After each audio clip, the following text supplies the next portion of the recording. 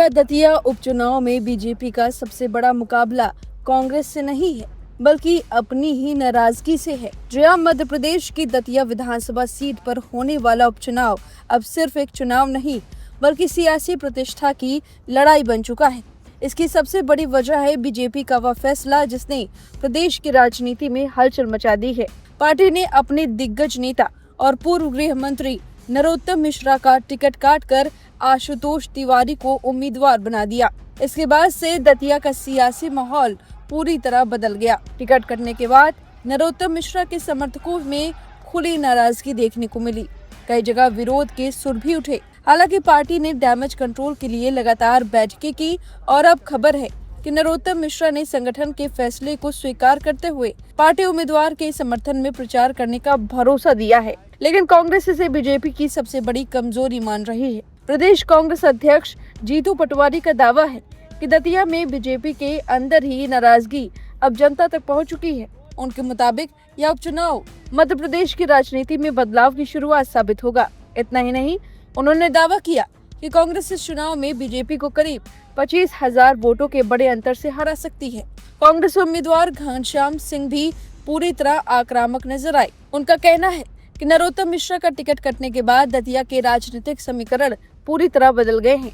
BJP के कई नेता और कार्यकर्ता अंदर ही अंदर नाराज हैं और यही नाराजगी चुनाव में कांग्रेस के लिए सबसे बड़ा हथियार बनेगी। घनश्याम सिंह ने यह भी आरोप लगाया कि चुनाव मैदान में उतरी कुछ छोटी पार्टियां सिर्फ वोटों का बंटवारा करने के लिए आई हैं और उनका अप्रत्यक्ष फायदा बीजेपी को पहुंचाने की कोशिश हो रही है। हालांकि उनका दावा है कि दतिया में असली मुकाबला सिर्फ बीजेपी और कांग्रेस के बीच है।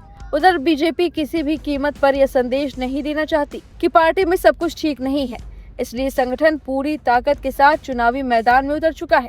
पार्टी नेताओं से लेकर कार्यकर्ताओं तक सभी को एकजुट रहने का संदेश दिया गया है। बीजेपी उम्मीदवार आशुतोष तिवारी आज अपना नामांकन दाखिल करेंगे। इस मौके पर मुख्यमंत्री मोहन यादव, प्रदेश प्रभारी महेंद्र सिंह, प्रदेश अध्यक्ष हेमंत खंडेलवाल, उप मुख्यमंत्री जगदीश देवड़ा और नरोत्तम मिश्रा समेत कई बड़े नेता मौजूद रहेंगे। बीजेपी इस शक्ति प्रदर्शन के जरिए ये दिखाने की कोशिश करेगी कि पार्टी पूरी तरह एकजुट है। अब सबसे बड़ा सवाल यही है कि क्या बीजेपी अपने अंदर उठे असंतोष को चुनाव से पहले शांत कर पाएगी या फिर नरोत्तम मिश्रा का टिकट कटना कांग्रेस के लिए सबसे बड़ा चुनावी हथियार साबित होगा। दतिया का यह उपचुनाव अब सिर्फ एक सीट का मुकाबला नहीं बल्कि मध्य प्रदेश की राजनीति की दिशा तय करने वाली बड़ी सियासी परीक्षा बनता जा रहा है। अब इस खबर पर आपकी जो भी राय है कमेंट करके जरूर बताएं। बने रहिए लाइव हिंदुस्तान के साथ। हाँ, माननीय मुख्यमंत्री जी के साथ जा रहा हूँ नामांकन के लिए।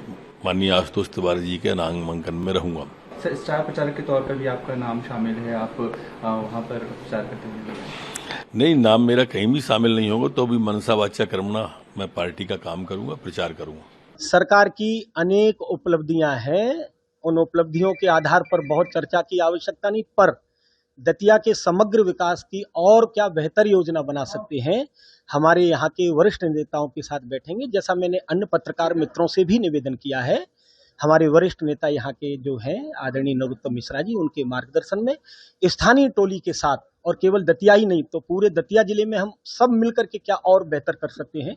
हमारे सेवड़ा के विधायक जी हमारे साथ में यहाँ खड़े हुए हैं, भांडेर के भी हमारे जो मित्र साथी हैं, चुनाव लड़े हुए लोग हैं, पार्टी के पदाधिकारी हैं, उन सबके साथ बैठ करके पूरे दतिया की बेहतर योजना क्या बना सकते हैं, सामूहिक विचार करते हैं। पार्टी के दो दिग्गज नेता जो नरोत्तम मिश्रा आपके साथ रहेंगे, तो क्या लगता है कितना अंतर रहेगा कांग्रेस से?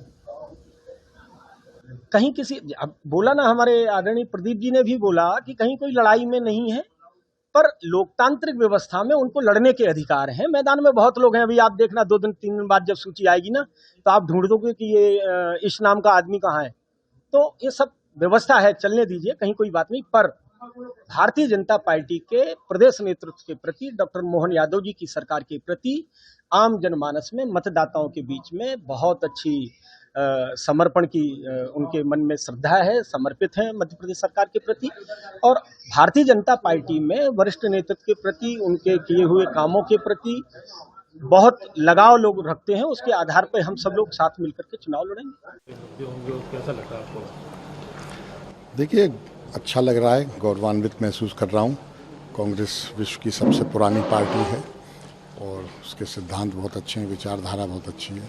उसने मुझे यहाँ से दतिया से प्रत्याशी बनाया है। मैं पार्टी का आभारी हूँ, सभी नेताओं का आभारी हूँ, चाहे वो जीतू पटवारी जी हों, उमंग सिंगार जी हों, दिग्विजय सिंह जी हैं, अजय सिंह जी, राहुल भैया, अशोक सिंह जी, हरीश चौधरी जी, केंद्र के भी सारे नेताओं का बहुत बहुत आभारी हूँ और जनता का भी बहुत आभारी हूँ, क्योंकि जनता की राय थी। सब सर्वे रिपोर्ट में मेरा नाम टॉप पे था, इसलिए पार्टी ने मुझे आदेश दिया। आज आप नामांकन करने वाले थे जी, कौन कौन शामिल होने वाला है नामांकन में? आ गए हैं, दिग्विजय सिंह जी आ गए हैं, हरीश चौधरी जी आ गए हैं, जीतू पटवारी जी कल से ही यहाँ हैं और उमंग सिंगार जी आ गए हैं, संजना जाटव और रणविजय सिंह जी, दो जो AICC के सचिव हैं, वो भी आ गए। रह चुके हैं, एक बार समड़ा से भी। अब उस समय और इस समय में कितना अंतर महसूस कर रहे हैं आप? देखिए, समय तो परिवर्तनशील है, हमेशा बदलता है, कोई नई बात नहीं है। और मैं दतिया से सबसे पहले 1993 में जीता था, फिर 2003 में जीता था, तब में और अब में ज़मीन आसमान का अंतर है। उपचुनाव है, बीजेपी के तमाम बड़े नेता आज यहाँ आने वाले हैं, पूरी ताकत भी वो भी हमारे भी तमाम सब बड़े नेता आ चुके हैं, सब बराबरी के हैं। उपचुनाव है, उसमें ताकतें तो दोनों तरफ से लगती हैं, स्वाभाविक है। समीकरण बहुत चेंज हुए हैं दतिया के।